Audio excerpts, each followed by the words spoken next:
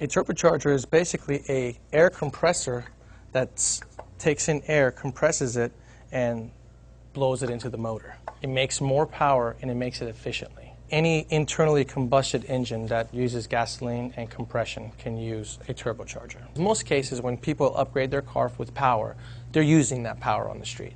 But if you're not using it, a turbocharger can actually give you more gas mileage because it is atomizing the air.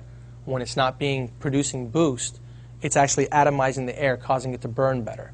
So you don't get as much fuel, unburned fuel through the system. You actually use up all your fuel and you'll get better gas mileage.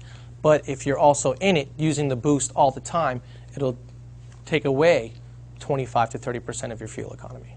Wastegate is basically a bypass valve that is installed on the hot side before the turbocharger. It's a little valve that has it's got an inlet and an outlet.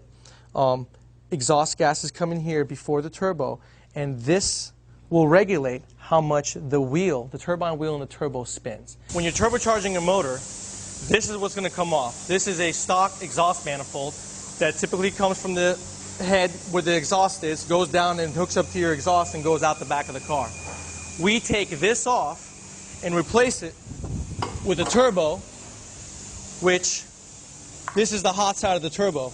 You replace that manifold with this manifold, it's a log manifold that the turbo sits on.